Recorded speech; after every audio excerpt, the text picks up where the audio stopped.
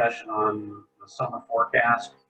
I want to thank our panelists, Jeff Richter from Energy GPS, who's going to be our first panelist, who's going to be discussing the hydro situation, what the hydro situation appears to be right now as we begin to get ready to go into the summer.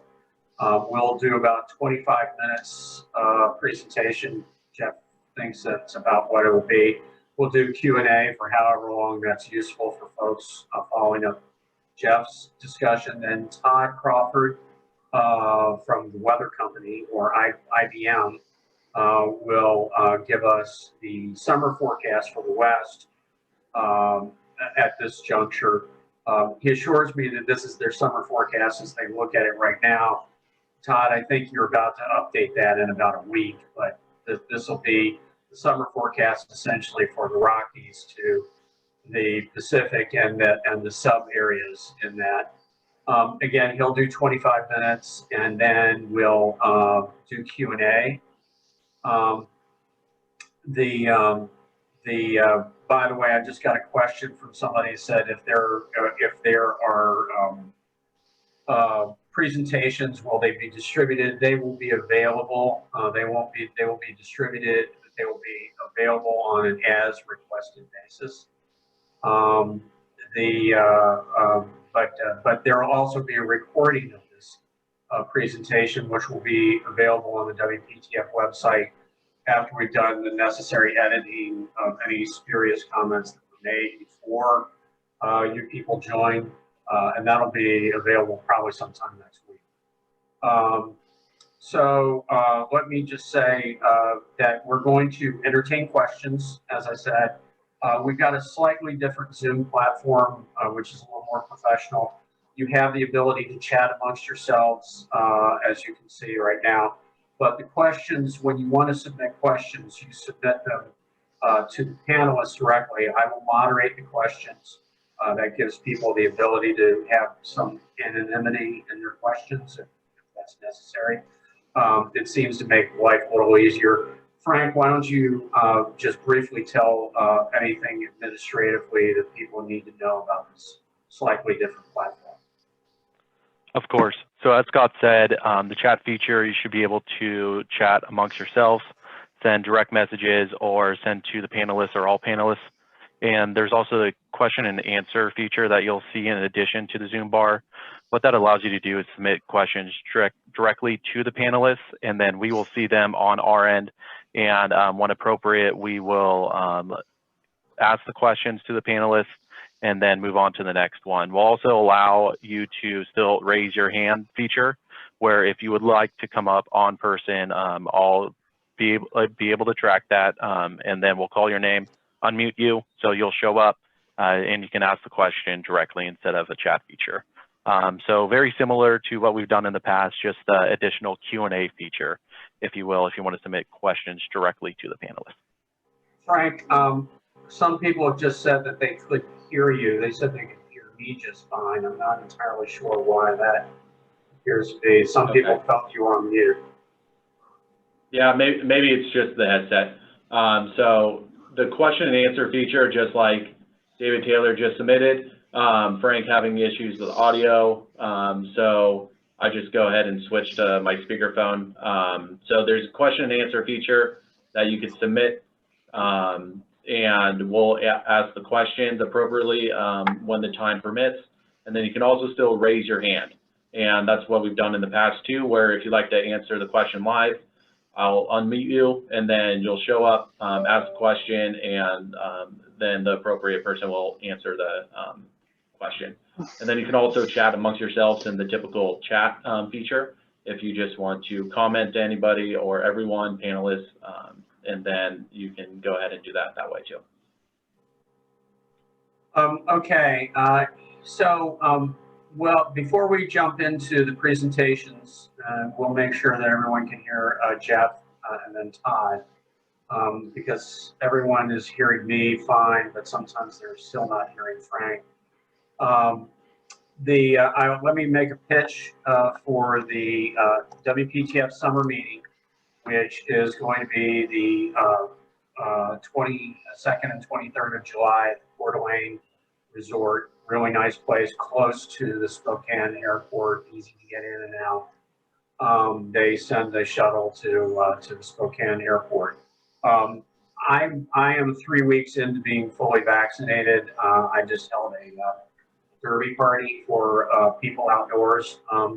But we're functioning under the hope, and I think it's a reasonable hope, that there will be an increased lightening up of restrictions to the point where companies, perhaps not right now, but companies shortly will feel comfortable allowing people to travel.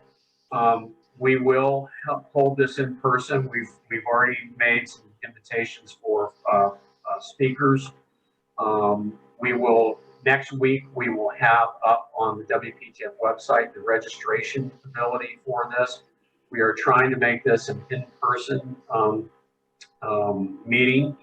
And while there will be the ability to see the presentations recorded, you will not see them in real time because I really am trying to drive people to attend. I feel it's necessary that if you're fully vaccinated, that we should try to return to networking because I think the interaction, personal interaction, is something that we've all missed. I certainly have.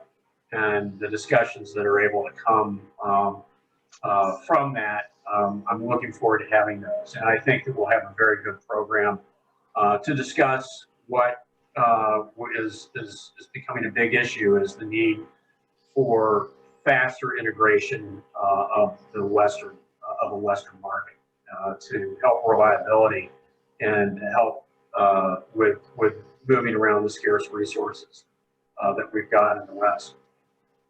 Okay, with that, let me move on and introduce our first speaker, Jeff Richter from Energy GPS. He's a numbers guy, loves doing numbers all the time, and I read his stuff on Energy GPS's service. If you don't have it, it's a great service for all sorts of deep dives into numbers having to do with Western power and natural gas markets, and other aspects like the hydro situation. Jeff is going to give us a presentation on the hydro situation in the various hydro regions that affect the Western power market as they appear right now coming into the summer. So Jeff, why don't you share your screen and take it away.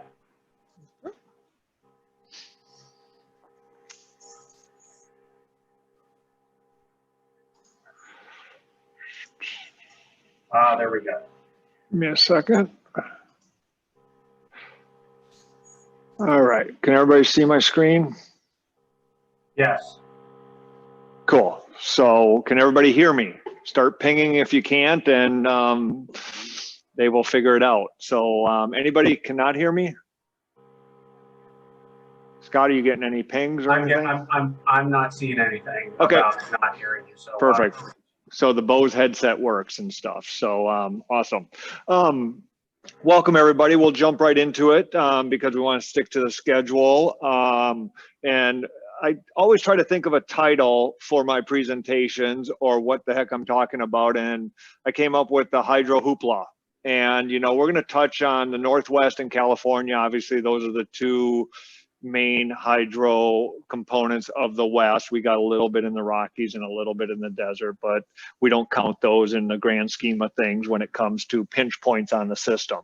So the hoopla is the excitement. I think everybody who has looked at the West, anybody that's coming into the West, I think the Pacific Northwest hydro environment is by far the most notable entity in the West because it gives you the most volatility. California hydro is a little bit smaller scale, but it's right in the backyard of CAISO, so it has a lot of impact to the grid as well. So before we do that, just a quick bullet points of who Energy GPS is and what do we do. And we're a vendor and we got a consulting arm for our company, and we're former traders. We've sat in the chair. That doesn't mean we have all the right answers, but it does mean we have insight, and you will always know where we stand from how we conclude or draw conclusions to market fundamental data, we call it. We don't have an asset. I've never had an asset behind me. So I just have my computer screen, my scrapes, and my mind and my chair, and we try to figure it out. And that's our approach. We look at inflection points and we try to figure out the changes in the supply demand. And I think I keep coming back to this with everybody is we enjoy the puzzle. Both Tim Belden and myself were active owners in the company, and we just like the puzzle. And I think the West provides a lot of insight and differences and changes that are going to resonate not only historically today, but also in the future, because there's a lot going on. So the hydro hoopla. Let's just, the four components I'm going to talk about are the lay of the land, just to set the stakes down, and so we know what we're dealing with, the market conditions, and then the impact to the market, because everybody's focused on Q3. We also have the balance of May, this month called June coming up, and then obviously Q3 as we go through, and then we'll follow up with questions. So the lay of the land. The Pacific Northwest. I did a presentation on what's called the Mighty Mid-Sea, because that's the hub that trades. And if you've ever been up here in the Northwest, you've driven up and down the Columbia River. It's a massive system with the snake attached to it. Woody Guthrie has a whole album around the building of the dams. And I think of the Northwest Hydro and the Mid-Sea as the 4 M's. And I call it it can be mediocre, it can be marginal, it can be mighty, and it can be magical all at the same time. And I think if you listen to his songs, you kind of get that theme as it goes along. So maybe he had some foresight to what we'd be talking about today. The last thing is the V word, volatile. And I think this volatility is manifested in so many different ways, one of them being the Northwest Hydro system, because it's a very complex system. It has Mother Nature who deals with, we deal with what she puts in front of us. We have the fish, we have what called flood control, we have weather, and they all go in different stages. So this diagram, when you see the presentation later on, is kind of giving you a horizontal timetable to the periods on which they happen.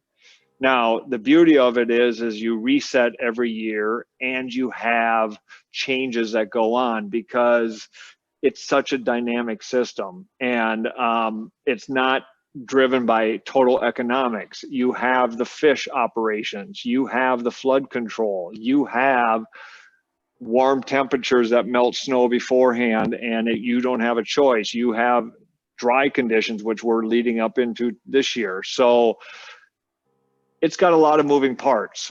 There's not one day that goes by that you can't assume what you know yesterday was what you're going to apply today, because you have to adapt to those changes that are going on. And we see that every single year, and we discuss that profusely throughout the hydro year. And that starts in October and it goes to September. California, the lay of the land.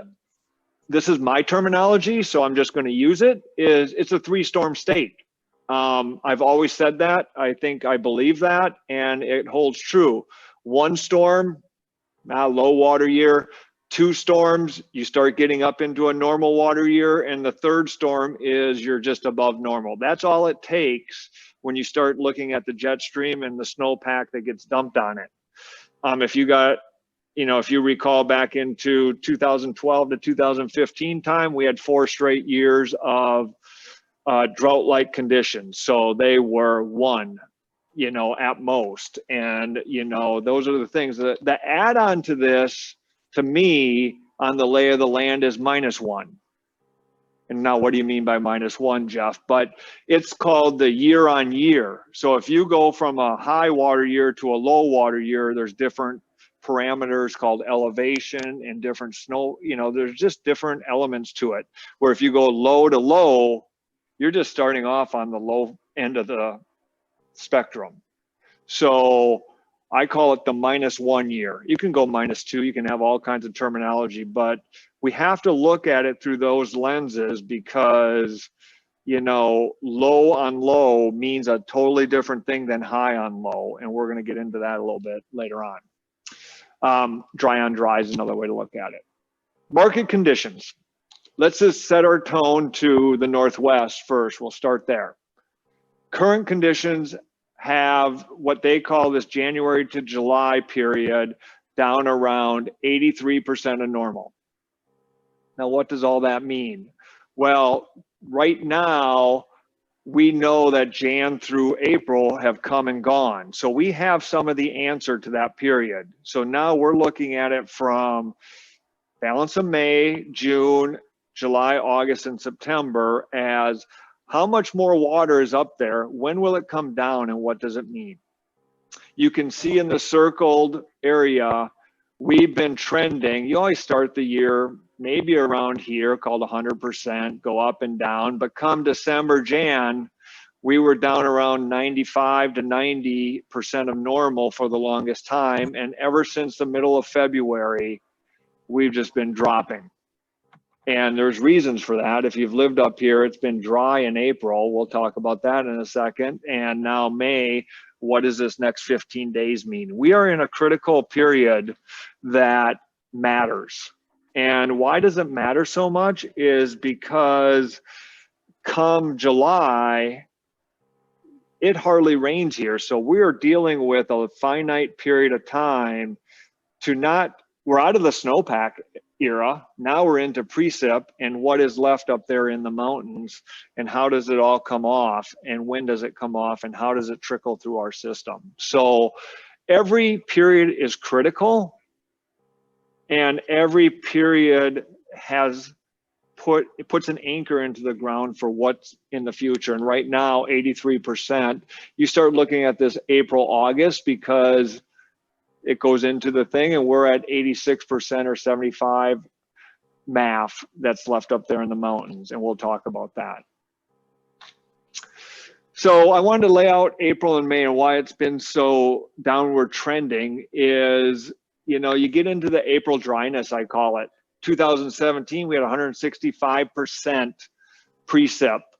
2018, 122. 2019, 110. 2020, 30%. 2021, 9.5% precip in inches, just around this area in Oregon and parts of Washington. The lowest on record. And without that accumulation, without that precipitation, we saw the system tighten up pretty good to where ultimately mid-sea started trading over all the other hubs in the West. And yeah, the prices were 50, 60 bucks. They weren't 1,000 and stuff like that. But this is starting to tell us some things on how these muscles need to be built or what muscles are being built for later on, call it May, June, and then Q3. The biggest question I have on the board is not what's happened in the first 6 days of May, but what's going to happen over the next 15 days in our forecast, the next 30 days in our forecast. Do we stay at the 9.5% level? Do we go to the 30% level? What does all that mean? And that's usually a flush of the system. And this is the period that we're in when we're warming up. Snowpack is melting.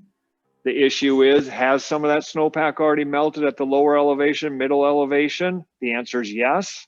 So the system ebb and flow this year is getting to turn quite a bit in the cash market and the short term because we've stayed dry for so long and the forecast is still sitting there with dryness in it.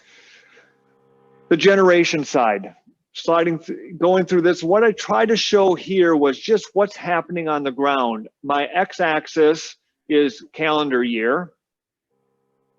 My y-axis is generation, hydro heavy load generation averages for the month of April and May. And I took the days, be it 30 days for April and 31 days for May, and put a distribution to them. Where did they fall in the megawatts that were coming out of the system? On a high water year, when they're drafting April, you think that you're going to be down here in the 20 gigawatt level. In 2017, if you recall, that was a high water year. They ran 50% of their days on an average of 19 to 20 gigawatts of hydro coming out of the system. Where this year they ran 40% of their days at 10.5. They did not get above 12 gigawatts on average across the hydro system with the dams that we monitor. And we monitor 96% of the capacity within the Snake and the Columbia River. So as you trend up, you have lower volume or megawatts. And so I'm looking at the month of May, and obviously these are only full of 6 days, so it doesn't really tell you too much. But the question is where does this go for May, for June? Because if you look at last year, my May was sitting here at 17, 18 gigawatts. I don't think we see that this May. So we are in essence going to be 2 to 3, 3 to 4 gigawatts lower just in May alone compared to what we were last year. June's got the same kind of analysis that we see going through here, and then you trickle it, this trickles out into Q3. But this tells us how this system is being ran and where they have it, because if price is $60, they would obviously love to generate 19 gigawatts, but if they could generate 19 gigawatts, it wouldn't be $60. So it's happening, it's real, and the generation piece is a product of what's left up there in the mountains. And at some point here soon, they are going to start refilling. And the question is if it stays dry, how are they going to capture enough water to get to where they want to go by July, call it 4th. It might get extended out to July 15th, depending upon the conditions that are coming up.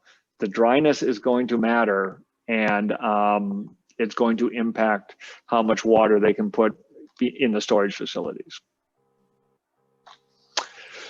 Switching to California, the conditions are just as, probably more dire in regards to, we are in that -1 category I talked about on the lay of the land.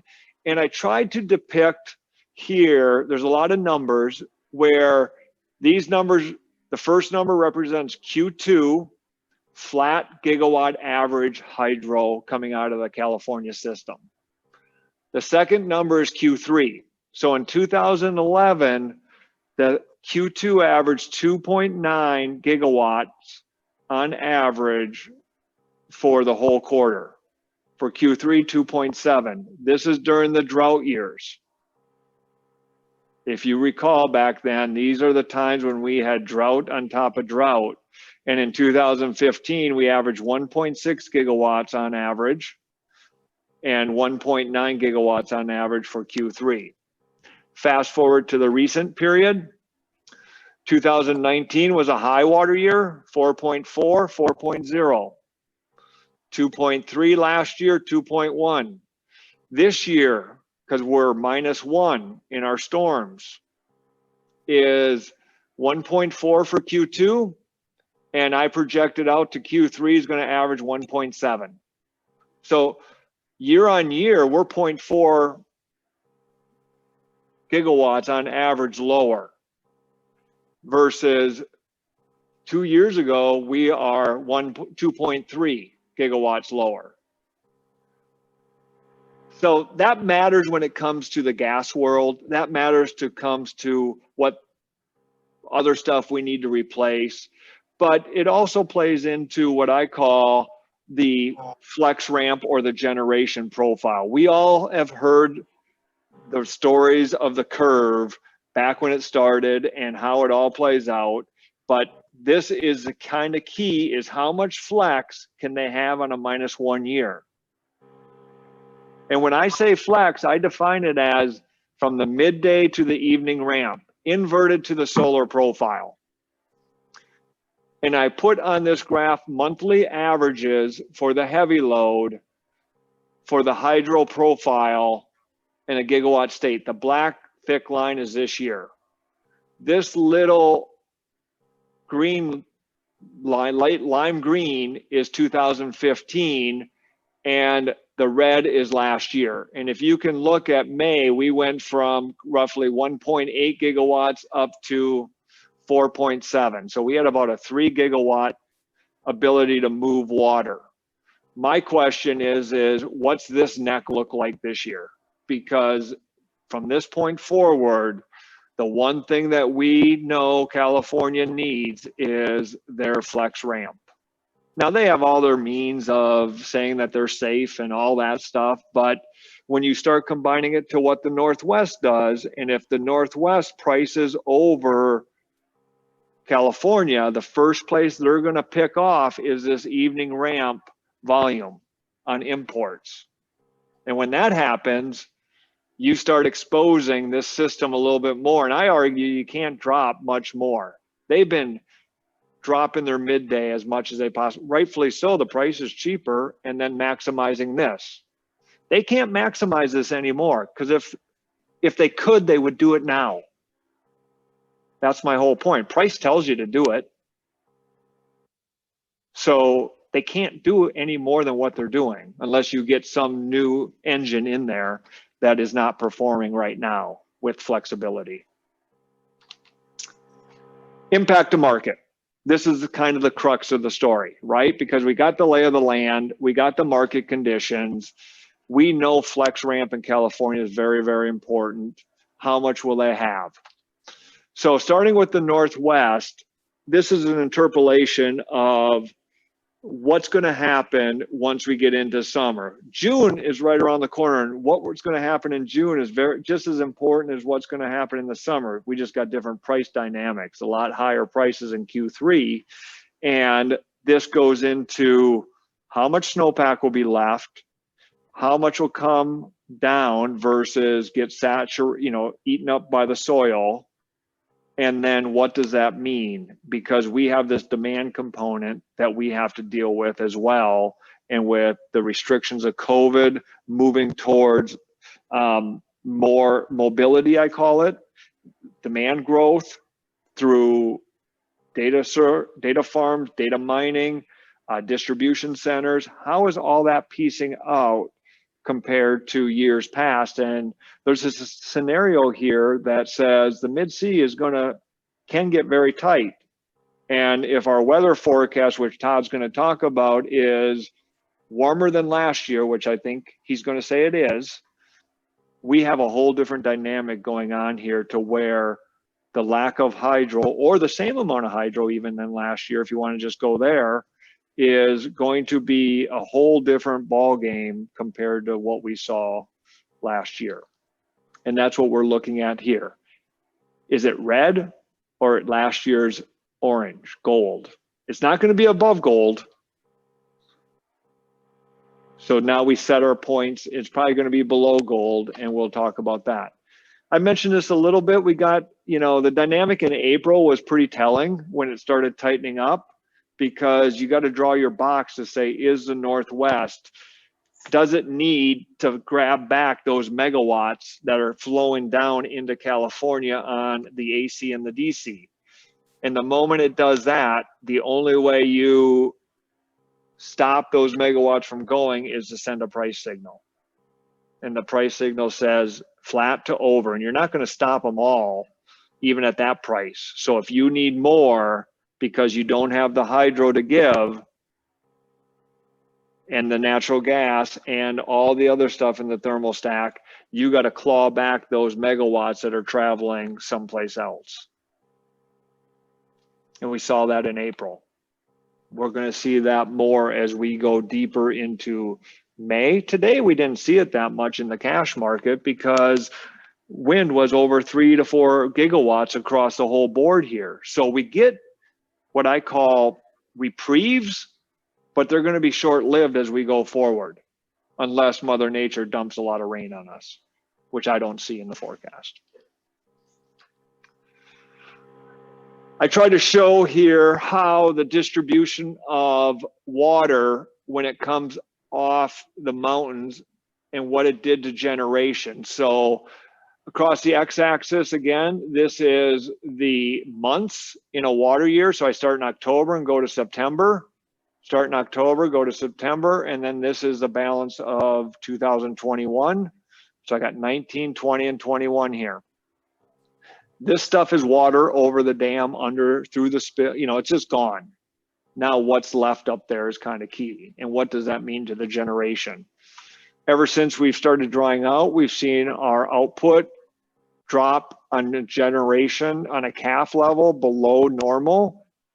And if our forecast continues to dry, we are going to stay below the normal state, where last year we saw more water start pushing over because it stayed colder later and kept that higher elevation snowpack up in the mountains and brought it back down here. And we didn't have the load that we had because of the COVID situation and moderate temperatures. It was hot, but it wasn't extremely hot.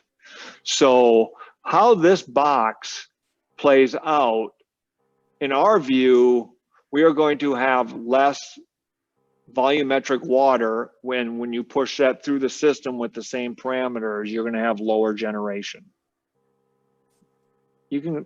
There's been arguments that you'll be flat to last year, and that's fine. Flat is still bullish because of where we are at in, I think, the demand area and what the forecast is. But I think the next 15 days to the next 45 days is a window.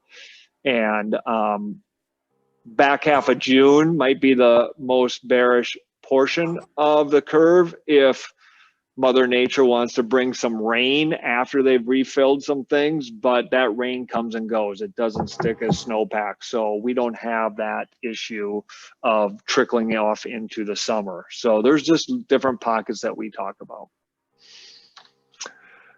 Over to California. I just jumped right to the chase on this, and this will lead into kind of hopefully questions and stuff like that. But the big thing here is, what flexibility do they have? I'm not too worried about, are they generating more or less on an average basis, because that's just a gas play. You're just going to burn more gas, and we can talk about that as well. I don't want to discount the power burn situation in Southern California, Northern California, when the interties pulled megawatts back and you're left with very little hydro flex, and you need to burn or turn on gas-fired generation inside the state. That's a whole different situation that is presenting itself as we go here too. But what I try to do on this graph is give you the months and give you the years by color code, with black being this year, light red, pink being last year, and then the other years have these colorations. The top graph here, first pane, is your flex distribution. And I define flex from the lowest point in the midday to the highest output in the evening ramp. Because what we saw before was the inversion of solar, which price tells you to do that if you have flexibility. And what we see here, what this is a box and whisker chart of the distribution for every single day of that month for that year. So this last year in March, they had a flex ramp as low as probably 1.2, it looks like, and as high as 2.8. So the longer this stretch for any given year for a month tells you that they have flexibility on their system. Now, last year, as you get further out into the summer, what do they need more of? Their flexibility, right? And so you got to find it from somewhere. And the first choice is hydro. Second choice is something else. I don't want to, you know, everybody says the interties, but those are full at this same flex view. So you got to find it.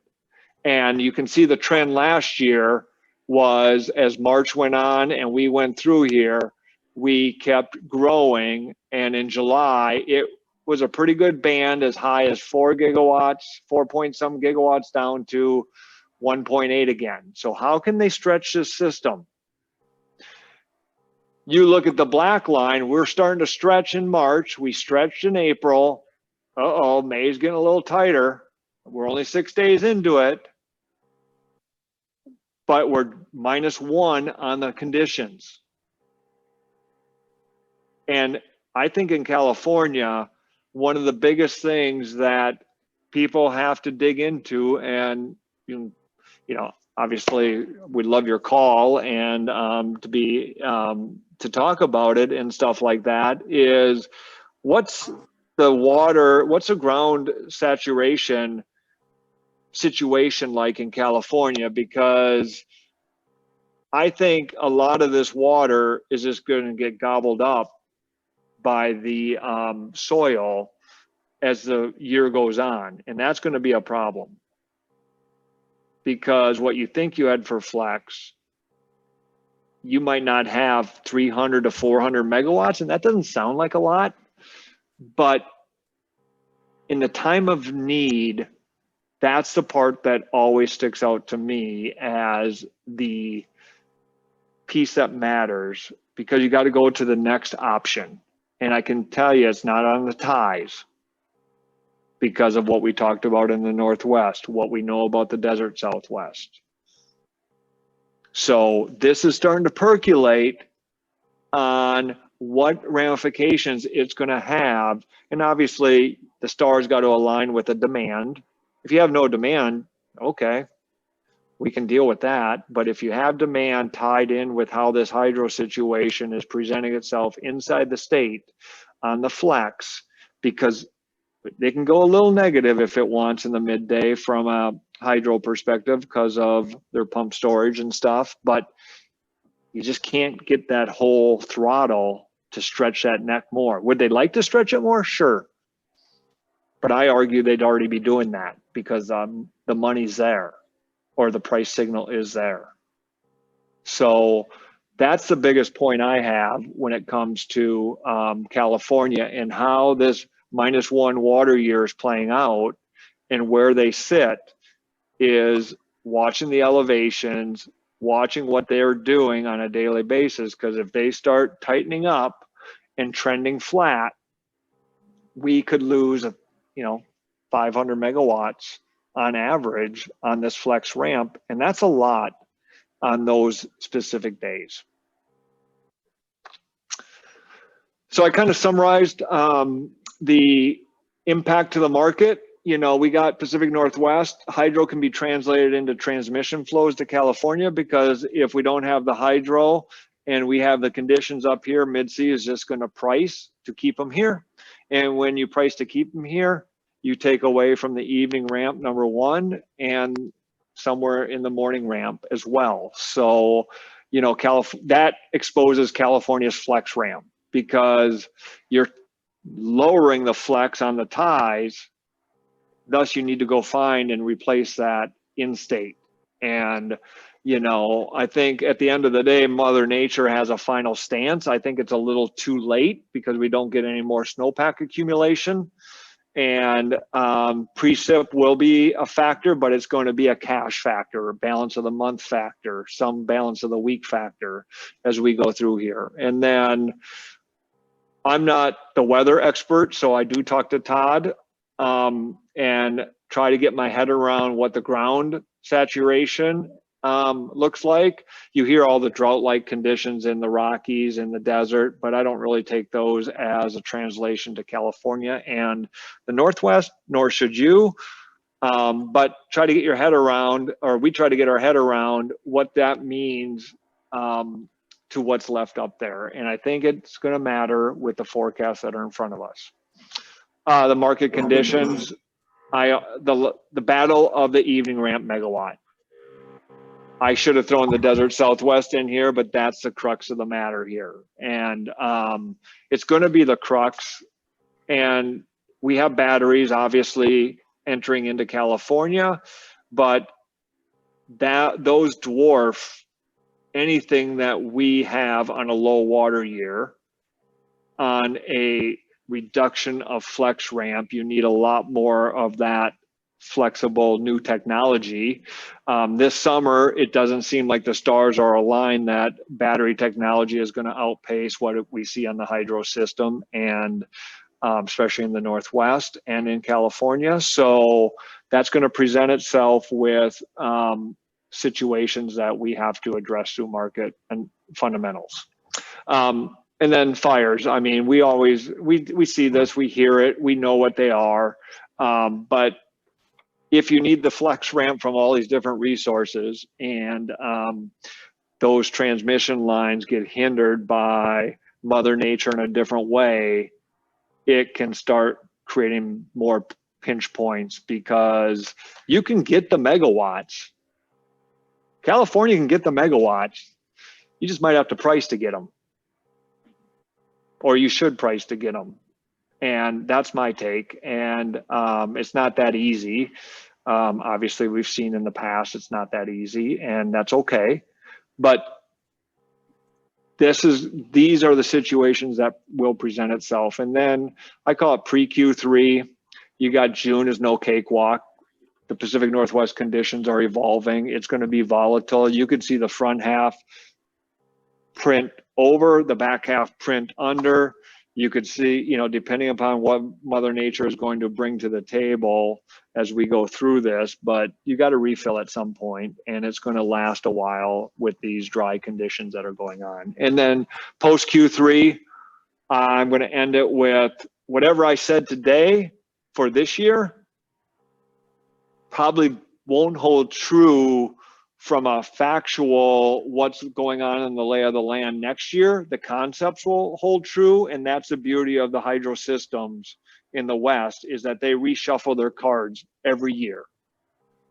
And what they bring to the table every year is a sophisticated Northwest system and a flexible, dependent California system, because of the lay of the land and how the renewable penetration is playing out. And I've enjoyed that conversation every year for the last 20.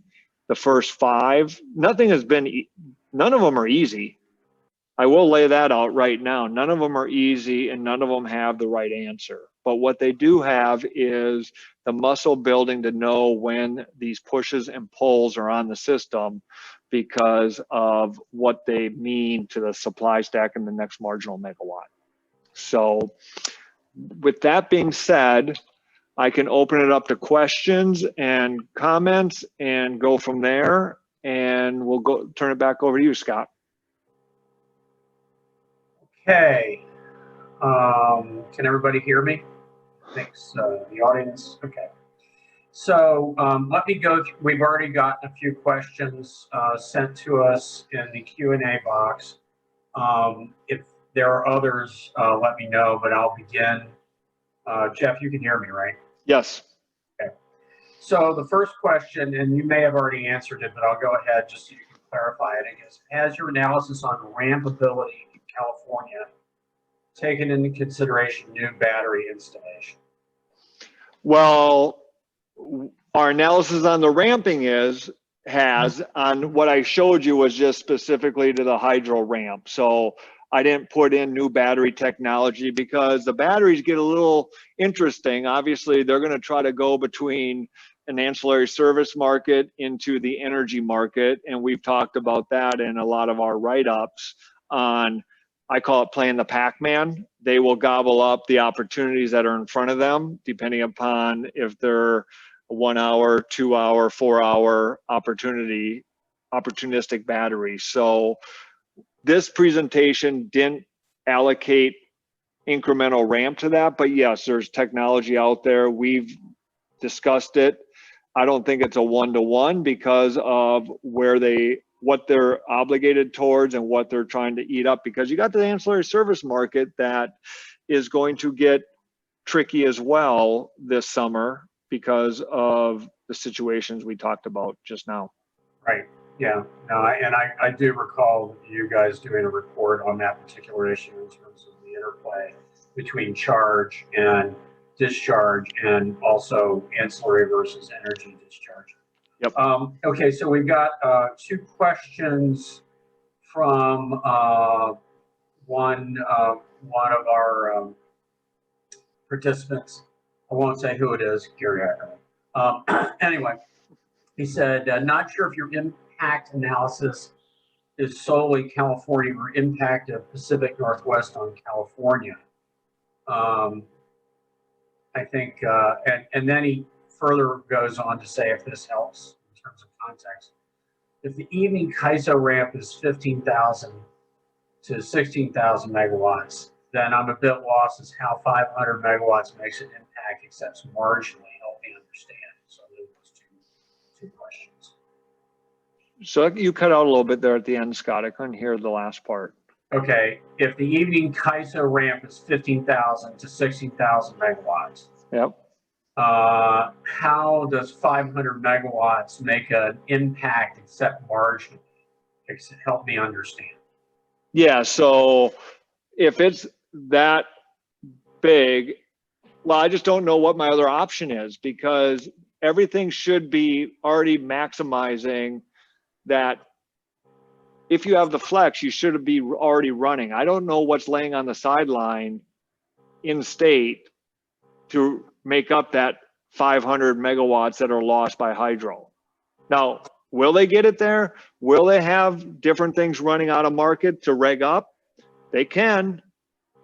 It won't be, then you got a different market than what's economically driven, but those things should be, you know, operating and optimizing their situation. And California's done everything they can, I think, because they've had a pretty good head start on trying to get it. But my biggest thing is when it combines with, does my Northwest price to bring back megawatts? So you add 1,000 or 2,000 megawatts not showing up in the evening ramp. Now you're at 2,500 megawatts versus, because you can't cut imports. Or you can. Okay. But Okay. Does that make sense? Yeah. Well, it does to me. But let's go back to the original question of the impact analysis. You wanted to know if that was solely California or the impact of the Pacific Northwest on California.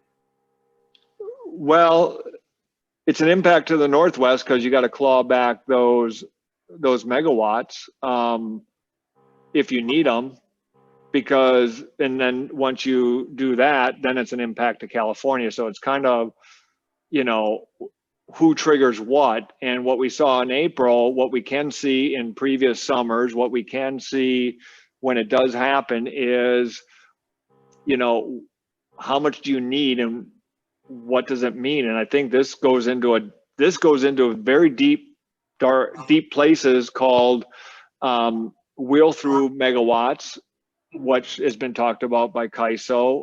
And are they allowing them? Are they going to let them play out to where, you know, because those start becoming a whole different animal when it comes to moving megawatts and stuff like that, that don't even end up in California. But ultimately the Northwest impacts the Northwest, but trickles down into impacting California because they rely on the AC and the DC flex or shape. Okay, that's helpful. And of course, yes, the recent issue in terms of, you know, allocation transmission, the wheel through versus the dedicated to California is a big issue. Got a question from one of our participants who asked, do you think demand response in California will be higher year on year? I think that's just sort of like your opinion, because I don't think this analysis necessarily takes that into consideration. Yeah, and it's an opinion, but I think they've had enough headway to do what they need to do. And there will be, I mean, if the price, this goes into forced demand response or a price signal demand response, and you need a price signal to get the latter, of course. And I think in the desert Southwest that'll happen because everybody got witness to it last year. In California, I think programs are in place. Now the question is, you know, nothing is more in the front of the brain than what you saw in ERCOT in February. And I know it was cold instead of hot, but that electricity demand was off the charts. And 70,000 megawatts versus a real normal peak of 50,000 megawatts. right. And so this goes into, if the world all wakes up at the same time, what have we missed over the last 14 months from a demand perspective? And Right. that's the extreme things that, yeah, there will be demand response. It's just the question of, do you have enough of it to what that ultimate hourly demand is? And that's hard. I've had trouble figuring out what that load looks like, because there's not a lot of data points that I trust, because you can't do a historical regression on it. I mean, because it's changing so much depending upon, you know, I call it supply chain short to manufacturing to all this stuff is now moving in the direction of more demand. Yeah, you're right. It is changing, so we have difficulty sort of building a model for that. Here's a question: will the recent, and I guess this has to do with the recent CAISO finally implementing Order 831. Will the recent proposal from CAISO to set administrative prices, this is their, you know, meeting the FERC requirement of allowing prices to $2,000 during stage 2 emergencies, help price formation to compete with Pacific Northwest megawatts? In other words, will there be enough headroom in there through this process to allow for them to compete with Pacific Northwest? Yeah, until Todd tells me that the desert's 120 degrees in Death Valley and their price is 5,000. Then you got a whole different ball game, right? Because some cap is higher than your cap. Right. And we saw, I mean, this goes all the way back to the, 2 decades ago, when you start getting different cap levels. Yes, it's good when everybody stays within that, under that cap, then they all can compete. But the moment somebody crosses over that, they're just obviously willing to pay more for it. Note to everyone, particularly EIM participants and FERC, this sure would be a whole lot easier if it were one network market, not just these two, you know. That's your word. I'm staying out of that argument. So I'm doing the wet soft offer cap over here, then you've got California over here, and it's network service versus OAT service over here. It really makes a beggar thy neighbor approach more difficult in this period of scarcity. But hey, that's just me. Okay, another question. Are forward nat gas prices for Q3 echoing the flex concern or the energy imbalance concern? That's a good question too. Don't know, they're just marks, right? Everything's wrong on a mark. I mean, everybody's got their mark-to-market accounting on it, but I think the West is dependent on so many things because you don't have production besides in the Rockies. I get that. West Texas is a whole different animal now that has new capacity that can move, and you got this thing called LNG, so new capacity takes gas and goes that way. How they, it's going to come up to a limit issue, not a, and it could be, do I have enough molecules? Do they get, if Texas gets hot, they stay over there. That's the other thing we've learned in February. If you didn't know, we have exposure to other pipeline infrastructure outside of just the West because it's all interconnected.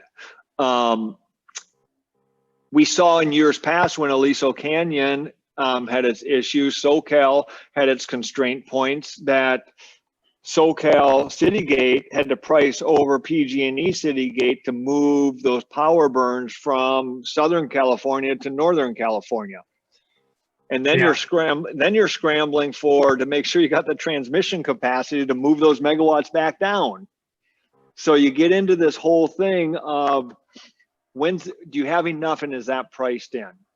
Because SoCal you could have an easy story to say, if I need those power plants to turn on for startups and all this stuff. And if they've done, you know, RA, everybody, or have had stuff work out of market at times, you're still burning gas. Yeah. If that unit's running at P-min. So you can get bottlenecked up here pretty good from a gas perspective, to where SoCal says, I can't take all this demand from a molecule perspective, and I have to push it somewhere else. Last question, and I think it relates to our discussion on the sort of difference in the price cap and the network service versus the OAT service. Question came in, and it says, is the LADWP joining EIM? Will it help a bit, as they have peakers that also can contribute more in tight hours? And my initial reaction to this is, yeah, it might help, but it would be helpful if it were part of a full network dispatch, that being like a day-ahead market, and that sort of thing. But I don't know what your response is. Yeah, and remember, I'm Wisconsin Simple, I call it, is it helps if they are allowed to have excess. Last I checked, if SoCal system, SCE system gets warm, LA is pretty close to that. So didn't we see in 2017 when LA had some rolling blackouts from the heat? So you got capacity, you got flex until you don't have it, right? So what's their load going to look like? And what are the temperatures? And now they're on the coastal side of things. So once again, this is a good bridge to Todd at some point, is what's the coastal range going to look like from a demand, because of what the waters are in the Pacific and stuff like that. So LA just doesn't have megawatts lying around on a hot day, if that makes sense. Right. I don't think they do, but if they do, yeah, give them all, you know, if they can get them over there, give it to them. Yeah. Okay, well, that was, I think, very useful discussion, and I think now the second part is, as you've sort of foreshadowed, is the forecast from a weather perspective. I think, you know, you've set up the situation as it exists right now. A lot of this is predicated on what we can expect going forward, and we're going to move to Todd Crawford, who is with an IBM, I guess you'll call it a subsidiary, the weather company. Todd has said that he's going to take himself off camera to make sure this presentation goes well, but you'll be able to hear him. I think maybe there are bandwidth issues, Todd, but why don't you go ahead and begin your presentation, and then we'll get to questions, any questions people have afterwards. Todd? Okay, sounds good. Scott, I assume the audio is working and the screen share is working okay, Scott? Yep. Can you confirm we can hear that? it. Yeah, we can hear it. Okay, so now we're gonna spend a few minutes on the outlook for the weather here in the West. It's obviously a very interesting time out there. So let's go through the outlook here for the next 3 or 4 months. So we'll spend a bit of time at sort of a high-level, big picture climate trend here, because it is important, I think, in the hot, dry weather we've been seeing here in recent years. And then, of course, we've got a La Nina winter and the impacts of that and how that's going to trend here through the summer and next winter. And then we'll kind of get into the sort of specifics of the forecast. We'll spend a bit of time on the next 3 weeks, which go through the end of May, and then on the whole 3-month summer period as a whole. And then I'll spend a bit of time on each of the 4 regions listed there. And just a small disclaimer, all the anomaly maps here are expressed on the old standard 30-year normals. The new normals have been updated here about 3 days ago, but we have all of our maps in the old normal still because we want to be consistent here. Just a small disclaimer there. Okay, what's going on, I guess? This is the 12 most recent summer temperature anomalies, and it's over the whole US obviously we're only interested in the West here in this talk, but if you look at sort of through the last decade in the West, you can see that in almost all the years temperatures are above normal. So you could scroll back, you know, starting last year, well, the big heat was more Southwest focused, and in 19 as well, and in 2018 as well as more Northwest focused in 2017. But if you go back in time, it's been hot through the West here about 9 straight summers now, and you have to go all the way back to 2011 up here to get a cooler, wetter summer in the West. So that's a long stretch of hotter than normal weather, and you wonder, you know, how that's happening and why that's happening from a climate perspective. If we look at that, and here we're looking at, this is the last 14 summers as a whole, because there have been some interesting stuff going on with smaller Arctic sea ice levels starting in about 2007. And if you look at the aggregate summer here in the upper right, you can see that the highest temperature anomalies, positive anomalies, are spread through ERCOT into the Southwest into California here, with smaller positive anomalies, cooler weather through the Midwest. You know, if you look at the rainfall anomalies here, that you have a lot of the rainfall through the Midwest, you know, through the Goring regions, the plains, and into the Northeast, but through most of the West, with the exception of Arizona, believe it or not, it's been drier than normal. Although the Arizona signal was mainly from 2007 through 2015, it's been very dry, sort of through the last 5 summers. So what's going on is sort of a change in the jet stream pattern in the summer, because you have a big block here in the jet stream in the North Atlantic here. And what that does is that sort of spikes or amplifies the jet stream over the North Atlantic.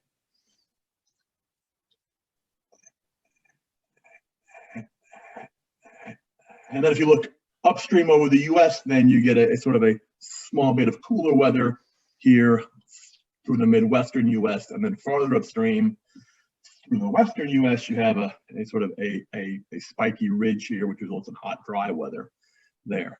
So this change in the jet stream pattern here through the North Atlantic has been very interesting, because if you sort of scroll back farther in time, it wasn't that way at all. So there's some speculation this might be because of a smaller sea ice signal. And if you look at that here in more depth on the next slide, here in the upper right part of the slide, this is basically the extent of the sea ice through the summer. And you can see, starting about 15 years ago, we had a much smaller sea ice values here in the middle of summer. And that is about when we had this change in the jet stream pattern over the North Atlantic, as I showed in the last slide, which has caused this kind of cooler, wetter pattern through the Midwest and East, and hotter, drier pattern in the West. So this may be sort of a new normal, potentially, if the Arctic ice is the reason for this, and it may well be. There's a lot of research going on, certainly on all these topics as the world warms. And in my opinion, there's a lot of sort of hype and ambulance chasing when it comes to climate change. Yes, it's an important problem, absolutely, but I think it's not Armageddon. And, you know, I have a hard time when we have every extreme event, you know, it's kind of automatically assumed because of the CO2 increase. That's just not the case. But here in this case, there's a lot of compelling evidence that might suggest that hotter, drier summers in the West are sort of the kind of expected skew before the season starts, you might want to lean that direction. So there's a lot of interesting things going on, certainly, in the Earth's climate system, and that's one of them.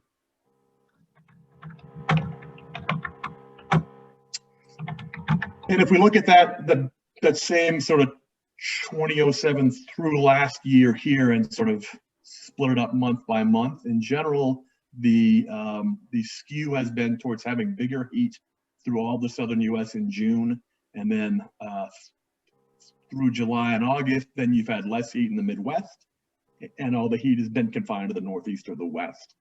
And there's also, I guess, through the last couple of years, you've had a lot of new research on the impact of irrigation through the Midwest ag regions that's resulted in cooler summer temperatures, and that's altered the jet stream to make a sort of a spike, a ridge in the jet stream in the West. So the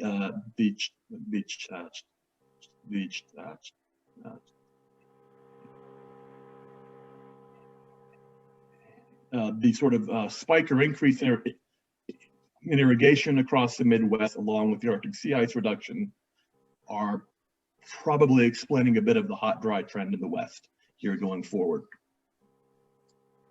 And if we look at the trends historically here in summer temperatures, then you can see that there's a very strong signal in the West here. So you can look sort of through the Pac Northwest. You've had a strong warming trend through the last 30, 40 years, and in California as well, and especially in the Southwest, smaller warmer trends in Texas.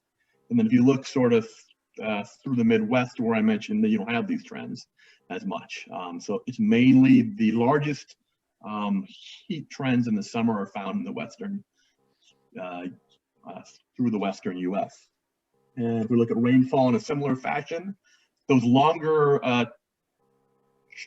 trend changes are not there, but on smaller time scales, on the last 3 to 6 years, through the Southwest, Pac Northwest, and California have been historically dry. So these are smaller time scales, obviously, and it's not there. If you look at ERCOT, then there's more volatility, so it's not been sort of as consistently dry in ERCOT and certainly through the Midwest. But in the Western US, it's been pretty dry sort of the last 3 to 6 years. And the result of that is, here's what we have in our current situation, obviously.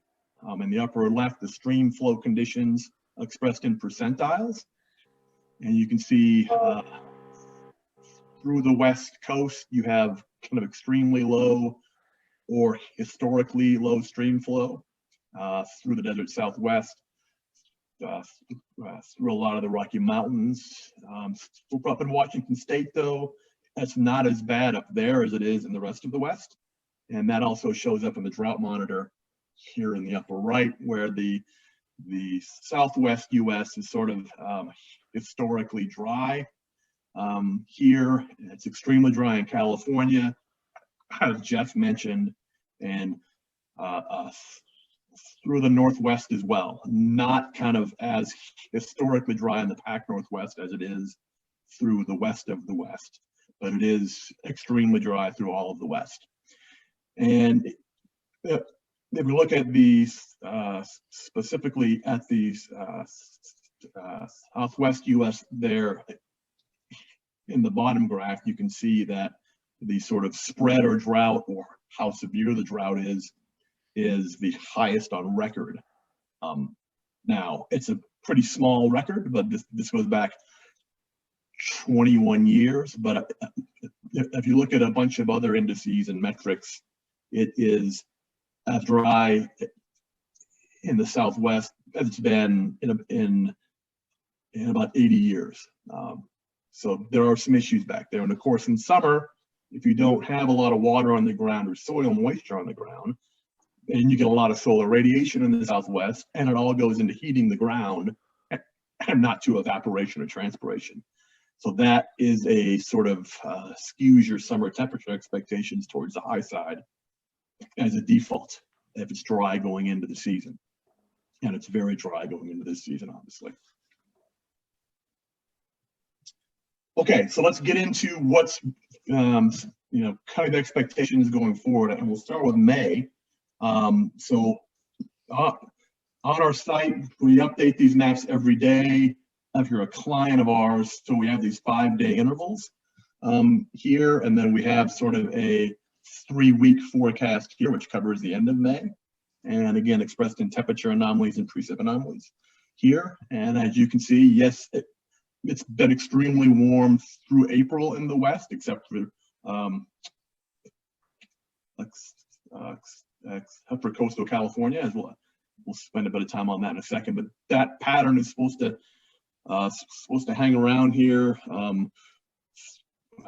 through mid-May at least. Here in New England, where I live, it's nasty, it's ugly, it's cold, it's miserable. But through the western U.S., hot and dry. Early season, kind of heat waves already happening in Cali, etc. And the precip forecast here, kind of expressed in percent of normal. Small to no precip here through most of the west here. Now, if you're interested in Texas, obviously, it's a whole different story in Texas. It's been very wet, and it's going to remain wet. But through the western U.S., where it's already sort of extremely dry, it's going to stay that way through mid-month. Now, the hard part is there's some signal here through our computer models that in the back half of May, there may be a transition in the pattern here, and that starts to show up here in this forecast here, where the cool air in the east is going to head out to sea mercifully, and it's supposed to warm up a bit through a lot of the central U.S., and the rainfall patterns will not be so focused on the eastern U.S. here as much, and there is actually some rain through the western U.S. here in the back half of May. And then at the end of May, we do our current forecast here is for a pattern flip, actually, here at the end of May towards cooler temperatures through the northwest at least, and increased rainfall through much of the west. So let's hope for that, I suppose, because I think what we expect through the summer is not as nice. Okay, La Nina, obviously, we had a nice La Nina event through the winter, moderate level La Nina event, and that's slowly waning, as these events often do in springtime. So we did have a large area of extremely cold waters here in this box through last winter, but that's slowly fading away and shrinking as warmer waters ascend here in this region. There's still a sort of weak La Nina going on, but that is supposed to wane going into summer. There's no indication right now that we will go into an El Nino or another La Nina here through the summer or even into winter. There's no strong signal there. And I think in the western U.S., especially in Cali, what's very important is you have this area of colder waters here through the East Pack and along the Cali coast. And that helps to keep the major population centers right on the coast slightly cooler than inland areas. Because, like if you live in LA, you know what the marine layer is. And if the ocean waters are below normal, then when you get that marine layer, that's going to be slightly smaller temperatures than normal. So those locations kind of along the coast are not going to be as hot this summer because of this sort of small area of colder waters off the coast, because it's a whole different climate inland compared to coast in California. So that's sort of, okay, so then, yes, so we had a La Nina event last winter, and if you look back at analogs, a lot of our clients, they ask us what specific analog years you may have, and there's all kinds of ways you can do that, slice and dice the data. In this case, if you look at summers following La Nina winters, you can see these are the summer temperature anomalies on the left for those summers, and precip anomalies on the right. And in general, if you have a La Nina winter, then you have hot summers in the western U.S., except for parts of the Pac Northwest, as you can see, and that also applies in Texas. And precip anomalies through the west are pretty negative in general, drier than normal, especially up in the Pac Northwest. Not so much in the Southwest. So you have enhanced monsoon rainfall through the Southwest in July and August, and that's actually what we expect this year. And I'll get to that in a little bit. But all the heavier rainfall is sort of off in the eastern U.S. So, you know, hot and dry through most of the West. Here's more evidence for that. Okay, we issue seasonal forecast once a month. So what you're seeing here is kind of stale, but we'll be updating this next week because we have all the new models are starting to arrive, and I get to spend a happy weekend on this stuff ahead of next week's release. But so what you're seeing here again is a bit stale, but I'll try to speak to the risks of the forecast update here as I go through this. So basically what you see here is the temperature anomalies top row for the 3 summer months. And as you can see, there's a lot of heat in the west, mainly not southwest focused, unlike last year, more northwest. The southwest and southern California, we expect to be slightly warmer than normal, but nothing like last year. And through the northwest, we expect to be hotter than last year. Much hotter than last year in the northwest for sure. The precip anomalies in the bottom, those are kind of very, very smooth anomalies. Obviously, I think we're just trying to capture above or below normal. It's very hard to have sort of 3 months accuracy on precip anomalies. So I think, you know, I think that our goal is to sort of skew things above or below normal. There is skill in doing that. There is accuracy in doing that, but trying to specify exact magnitude is impossible, certainly. So yes, the skew is towards the dry side, June and July, through all of the West. But then we do expect, you know, kind of at the end of the summer, enhanced monsoon through the Southwest, and that'll keep the heat down through the desert, unlike last year. These are expectations as of 3 weeks ago, at least.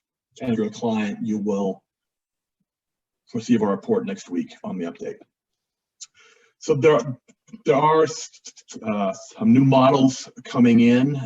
Here's one on the right that I listed. This is the ECMWF model. It's sort of the most accurate long-range model in the world. And what I'm getting at here is looking at sort of the last few releases of that model. So what you see here is a set of 4 forecasts here, and these are all made for the 3-month summer period. And you can see there's a pretty stable solution with the biggest warmth through the Northwest. Here, as you go forward in time, that's been stable through the period. That's always a good thing. That implies higher accuracy than if you have more volatility. And if you look at the Southwest and through Southern California, though, you can see sort of a smaller degree of heat here in that region. And that trend is accelerated here with each run slightly. And then the precip anomaly forecast highlighted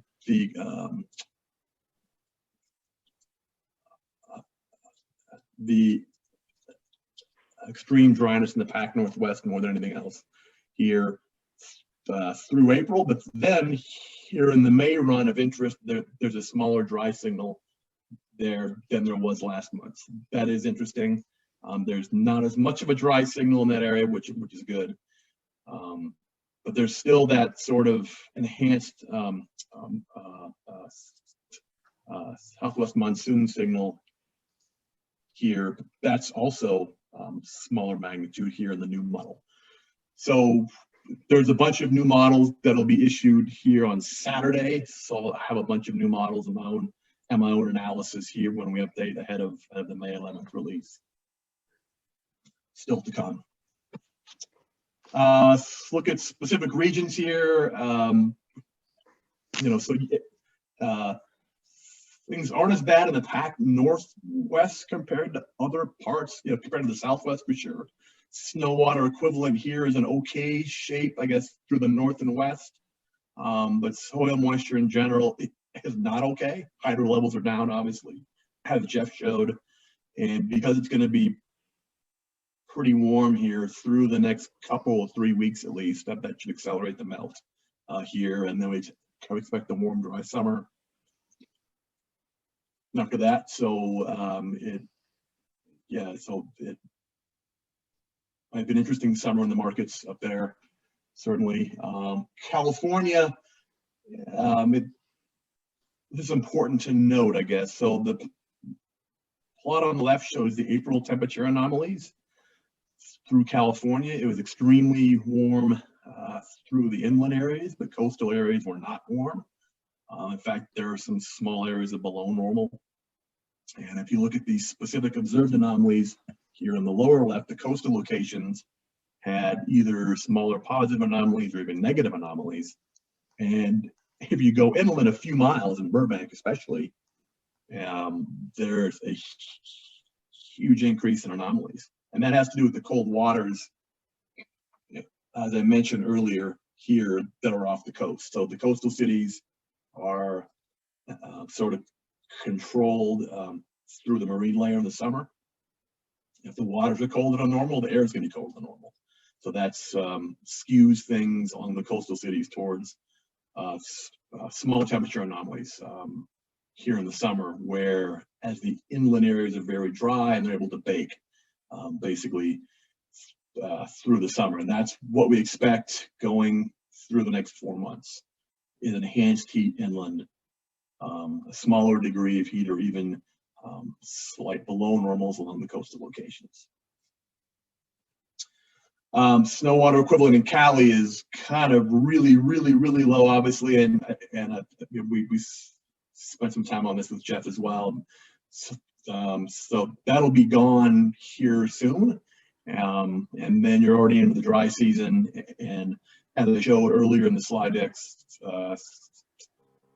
soil moisture levels are already extremely low in Cali, so it's not a good thing going into the summer for heat, for sure.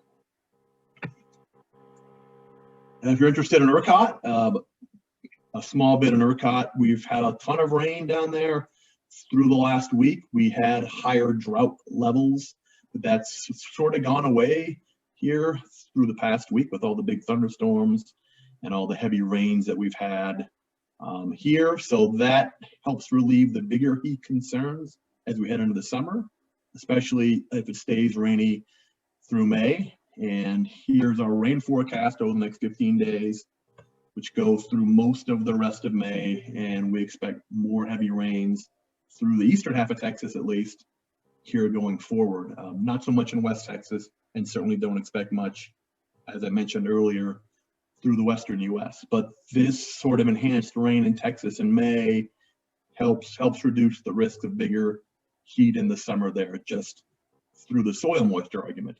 If the solar radiation, if you have higher soil moisture levels, is used to evaporate instead of heat the ground more. There's a good feedback cycle going on through the Midwest and West especially. So we may make some small changes to the forecast through ERCOT next week as well. And of course, the Southwest was off the map last year, hottest summer on record. And we don't expect that to be the case this year. We expect the biggest heat expressed in anomalies, at least,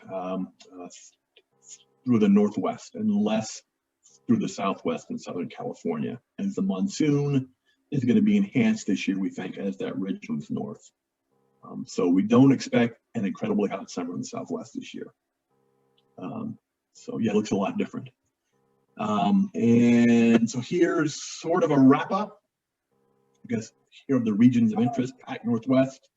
I expect a lot of warmth here through the next 3 weeks, which will accelerate snow melt. And then through the summer, it looks like all models indicate a warm, dry summer, and more like 2018 than last year. I think that's a reasonable analog.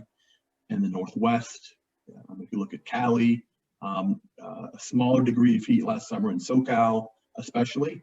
I think the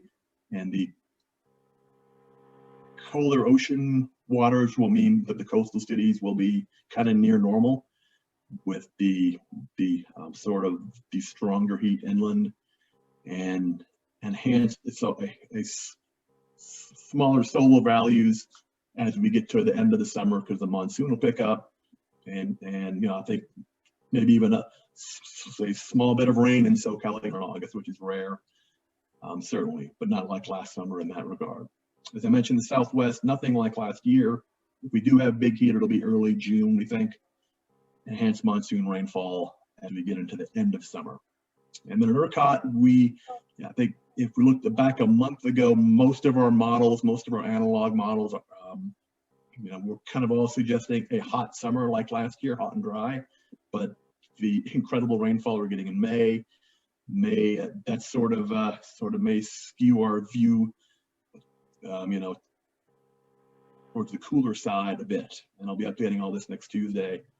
I don't know what the answers are going to be yet, obviously, until I do an evaluation of all the evidence here, and that's still coming in. So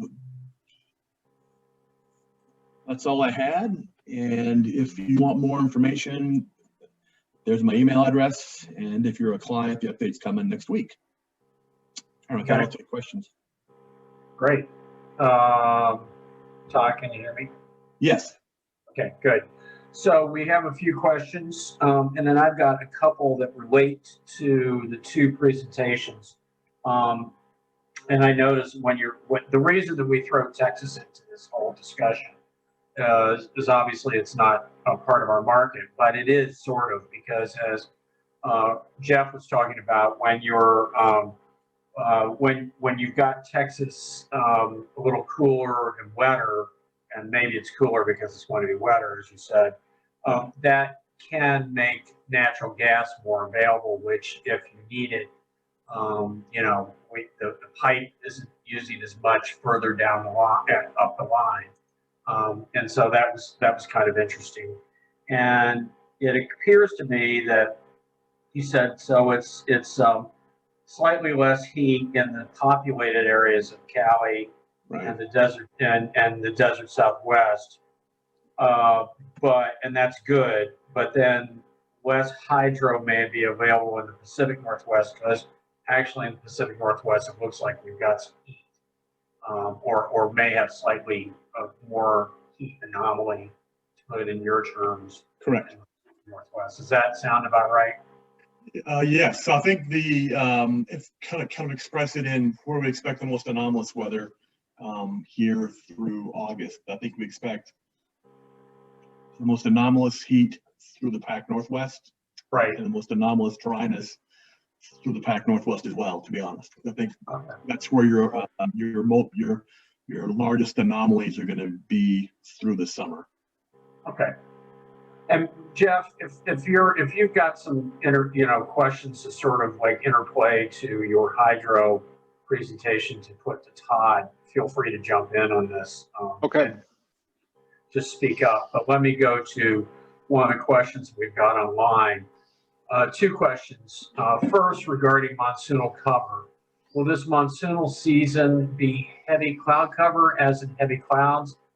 Yeah. This is for Todd, and that tends to impact solar. Yeah. And so perhaps that question is also for Jeff. But let me throw it to you, Todd. Yeah. Monsoonal cover, does that mean heavy cloud cover as in heavy clouds, because that does affect solar? Yeah. So what I mentioned there at the end is that we do expect an enhanced monsoon season through the Southwest, which means more rainfall through the desert in July and August. and especially in August.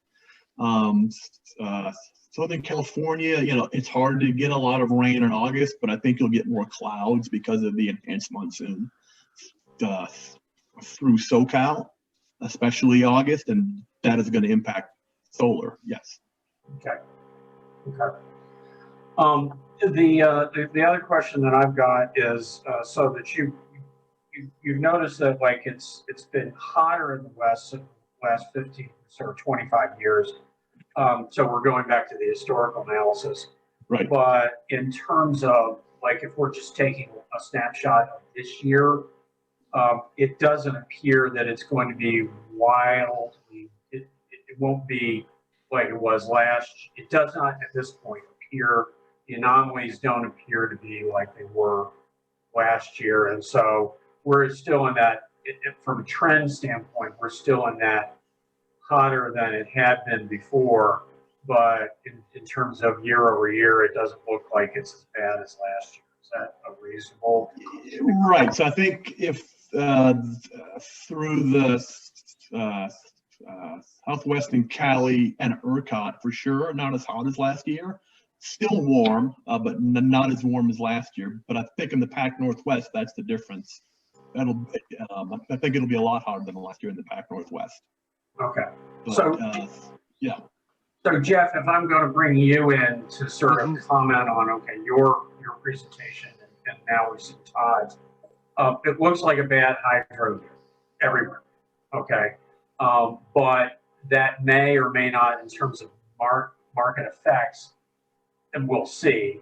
But it may not be as bad as last summer because we're looking at not as the forecast currently doesn't foresee temperature anomalies to the extent that we had them last year. And we may, in fact, have slightly cooler temperatures in the populated coastal areas. Does that sound, how does that mesh up with the hydro picture, which does not look good? Yeah, just go. You're just trying to, extrapolate market effects based on what you're seeing from the Yeah, at some point it just transitions into the demand, right? And supply. Can you guys hear me? Yeah. Yes. Yeah, so at some point it transitions to how much demand is out there on the grid. And if you push inland to where the coastal cities aren't hot, that's a whole different ball game. It goes, I think the biggest factor is not knowing what structural changes are happening in these different regions, as I talked about. I think the Northwest has some structural changes from things that are going on with data mining and data depositories and distributions and stuff like that. Hydro wise, I don't know what bad is. I just know that it changes, and the next 45 days can escalate, and then you start, you're always going to refill at some point. I don't know if it's July or June 30th or July 15th. I think it's further out, depending upon how much is out there. But the pinch point will be is what's this box look like? Because we know megawatts travel north to south until price tells you not to, and when you need them to stay up here. And I think in the last week we've started seeing Mid-C start pricing over NP15. Now we have a question of in the granularity of where this thing goes. But yeah, the weather is going to be key. I mean, the desert, no one's going to sell the desert today just because we say there's a monsoon because of what happened last year and everything that goes on. But those are the things that we got to watch as we get closer in. Right. Okay. We've got another question.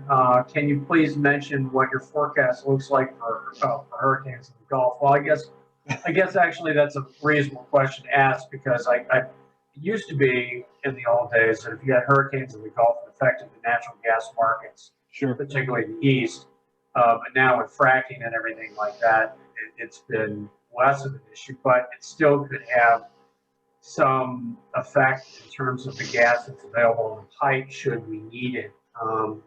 and very high price events later on in the summer. So, Todd, and I know we didn't ask you to do this, but do you have any information on your models having any forward view in terms of hurricanes for the Gulf? Because, Sure. you know, Yeah, I can speak to that.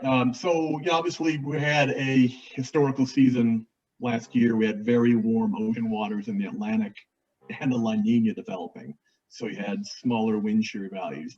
That's a magical combination. And we had a huge amount of activity. As you look at this year, and you look at ocean temperatures here in mid, it's nothing like last year at all. Much cooler, sort of through the tropical Atlantic into the Gulf, and that is, and then also a La Nina event that we had through the hurricane season last year, through last winter, is now starting to wane. So we should have higher wind shear through the Atlantic as well. So we still expect slightly above normal season in general. I think we have 8 hurricanes and 3 major hurricanes is our forecast, and we'll be updating that next week as well. But nothing like last year. I think slightly above long-term normals.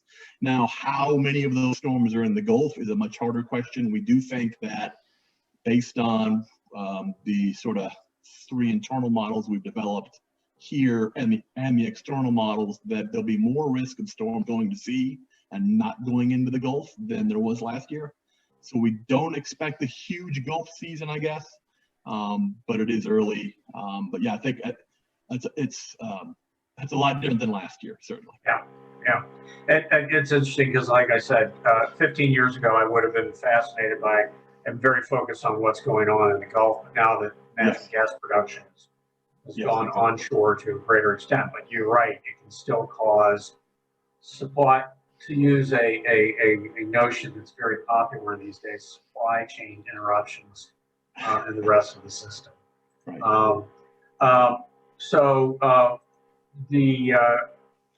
Any other questions that we've got, please give them to me. Otherwise, we'll wrap up shortly. But I think just to sort of like look at this from a holistic standpoint, you're right. We don't know what we're your weather forecast is supposed to give us a little bit of a possibility of a demand view.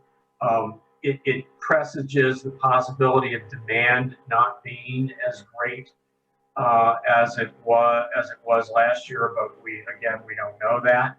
But the hydro situation looks to be a little more dire than it was last year, and so the flexibility to respond to situations as we get into Q3 and then into the August timeframe will be somewhat up in the air, not to make a pun.